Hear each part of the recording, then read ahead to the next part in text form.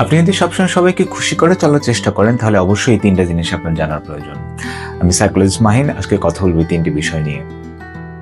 আপনার মধ্যে যদি অতিরিক্ত মাত্রায় মানুষের প্রতি কেয়ারিং হওয়ার প্রবণতা থেকে থাকে, তাহলে আপনি একটু ভেবে দেখতে পারেন যে এই কেয়ার দেখানোর পেছনে আসলে কোনো ভয় লুকিয়ে আছে কিনা। যে ভয়টা হয়তো বা আপনাকে বলছে যে আপনি রিজেক্টেড হতে পারেন, আপনি কোনো কনফ্লিক্টে জড়িয়ে যেতে পারেন, অথবা মানুষ আপনাকে ডিফিকাল্ট একজন পার্সন হিসেবে দেখতে পারে। নাম্বার 2, আপনি কি বেশিরভাগ সময়ই সবাইকে হ্যাঁ বলে ফেলছেন এবং হ্যাঁ বলছেন এই ভেবে যে এই হ্যাঁ বলাটা অন্যের সাথে আপনার সম্পর্ককে আরো ভালো করবে? যদি তাই হয়ে থাকে তাহলে জেনে রাখুন যে প্রতিটা সুস্থ সম্পর্কের মধ্যেই একটা সীমারেখা থাকে, যেটা ব্যবহার করে আপনাকে বুঝতে হবে যে কখন আপনি না বলবেন। নাম্বার 3, আপনি কি কারো ভালোবাসা পাওয়ার জন্য নিজের থেকেও ওই ব্যক্তিকে বেশি গুরুত্ব দিচ্ছেন?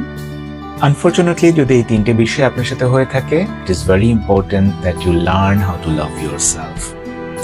বিকজ আমরা যদি নিজেকেই নিজে ভালোবাসতে না শিখি, না জানি, আমরা অন্যের প্রতি নির্ভরশীল হয়ে খুব বেশি দিন আসলে ভালো থাকতে পারবো না।